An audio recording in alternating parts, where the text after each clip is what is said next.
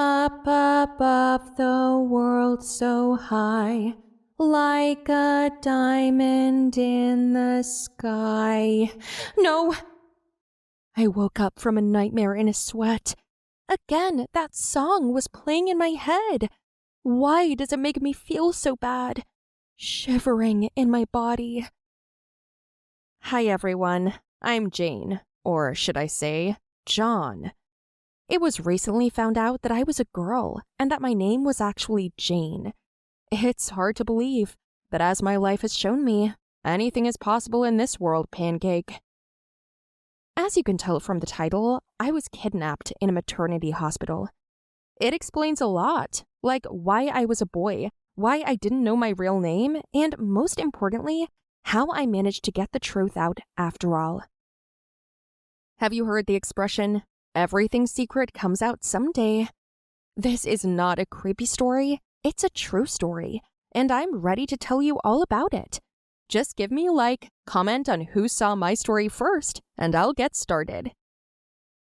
Okay, I'm John. That's the name I grew up with. My grandmother always said I was the prettiest ginger boy there could be. She loved me a lot, so much so that she kept a birth certificate for me. It said J, date of birth, and next to it was the name Laura, and a heart. I always wore it on my hand. I liked it. It smelled warm. I asked my grandmother who Laura was, and she said she was the nurse who took care of me when my mother was sick. Unfortunately, then she died, and my father died in a car accident later. So my grandmother took it upon herself to raise me. I had short red hair, like a boy. If I went for a walk somewhere, my grandmother always put a cap on and told me to look at the floor. When I asked her why she said this, she said it was so I wouldn't be jinxed. Like I'm so beautiful that I might just, Well, she'd buy me clothes, jeans, boots, shirts, and t-shirts. She would always tell me, "You're a very good boy. Grandma loves you." And I thought I was a boy too, until my social life began. We finally moved to a city that year from the village. Grandma homeschooled me all these years. She was a former teacher, and then she said her health didn't allow it, and she got me into a school near home.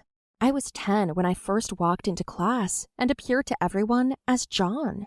Everyone looked at me strangely, and I didn't know how to talk to people because I'd never done it. All I exchanged was a sentence or two with Sarah, my grandmother's niece. She used to come over sometimes to piss me off. She and I didn't talk normally. We just yelled at each other. All the time.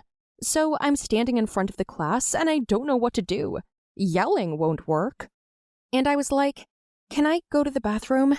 And I went to the bathroom and there was a picture of a boy. I went in there and instead of a toilet, I saw this thing on the wall. It looked like a sink, only strangely shaped. How do you sit on it? It was uncomfortable.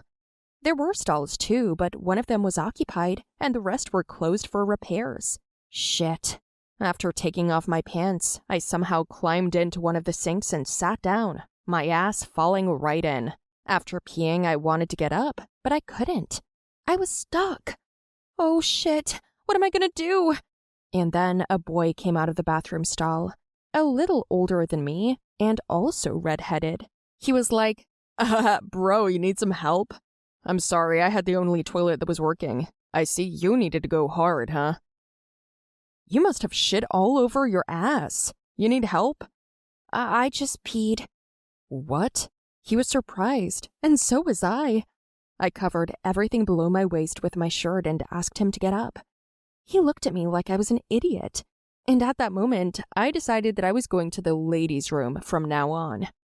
This happened after a couple of classes. When I got out of the bathroom, girls squealed and started throwing bags at me and yelling. I found myself in the principal's office after school with my grandmother. She asked me to wait for her in the hallway, but I heard through the ajar door that she was telling the principal I'd had something cut off and I needed to pee sitting down. I was just horrified. Since then, I couldn't look at myself at all. Even taking a bath was kind of creepy. And then I got breast cancer. Well, not exactly cancer. Anyway, my breast started growing and I thought it was a tumor. I cried day and night, and I told my grandmother, and she told me, "You know what? It's your muscles growing." And that's it. You have to wonder if I'm going to be a beautiful jock with a big chest, or if I'm going to be like my neighbor Tom, who weighs 120 pounds. He had bigger breasts than me, at least. I couldn't see it behind wide clothes, so I didn't worry about it. I just used elastic bandages. None of the guys were talking to me early on, so I had nothing to worry about. Every 2 months, my grandmother and I would go to my older brother's grave. His name was John, too, and he was a redhead. I don't know how he died. Grandma wouldn't tell me. We apparently didn't look anything alike, except that we both had red hair. On weekends, we would go to the market and sell the vegetables we grew in our garden. I watched my classmates chatting and walking around. I wanted so much too, not to trade at the market, but to go for a walk with them. But those were just dreams. In the evening, Sarah came over. We fought again, and I went to sleep on the roof of the house. Twinkle, twinkle, little star, how I wonder what you are. That song was in my sleep again, and I woke up to noises in the vegetable garden. My heart was pounding with fear. Someone was trying to go in there to use the bathroom. Out of fear and shock, I took a stick and kicked the bully's ass. Is that... Ow! Ow, it hurts! He yelled before he could even get his pants on. He turned to me. Is it you? What are you doing shitting in my house? Do you live here? I'm sorry, I didn't know. I just had to, and there's no toilet outside, not even a bush. So what? I'm sorry, I haven't started yet. Just a little bit. Shut up and get out of here. It was that redhead I ran into in the bathroom. Look, you're John, right? I hear you're circumcised. What? Well, I heard you got circumcised wrong and pretty much cut everything off. Is that why you go to the bathroom like a girl sitting down? Get out of here, or you're gonna have to go sit down. All right, that's it. I'm sorry again. See you at school. Why is there such a shitty dating story with this kid? I fell asleep and had nightmares all night. For some reason, I felt like I knew him, and this guy's name was Laura. The next day we met and talked. It turned out we had a lot in common. Music, movies, and we both liked photography. We became friends, and he became my first friend. I then found out he had a little sister, but she was stolen while she was still in the hospital. He and his family only spent 5 days with her, and then she was kidnapped. They looked for her for 5 years straight, and they never found her. I felt sorry for him. Then his mom called him and asked him to help move something in her room. He asked for my help too and said he'd feed me pizza, and I gladly agreed. His mom wasn't in a mood. We hadn't even had time to meet. She looked at me and went outside to talk on the phone. And then I heard her tell Bill not to talk to me because strange rumors were going around about me. That really hurt. I went home in silence. But Sarah was home. Again. Grandma was asleep, and Sarah started chowing my brain. What are you, drunk or something? Fuck you, stupid. Stupid? How am I stupid? You're a complete idiot. You still don't understand that you're a girl? You still can't replace John because even though you're a redhead like him, you're still a girl. You're an outsider. Get out of here. What are you talking about, Sarah? You're an idiot. Stupid, stupid. Shut up. Explain. You were picked up, brought in from somewhere. You're a stranger. You're nothing to us. John is dead, and you were put in to play his part, but you're a nobody. You're nothing. Her words made fragments of the nightmare of my dream slip into my head. There was my maternity tag, someone's voice singing a song. Twinkle, twinkle, little star, how I wonder what you are. Up above the world so high, like a diamond in the sky. I slapped my ears and ran inside. I couldn't sleep on the roof again. I was afraid I would fall, so I lay down under someone else's car. I woke up in the morning from the cold and got sick. I got a high temperature and someone else's child found me. My legs were sticking out from under the car. They then called an ambulance and took me to the hospital.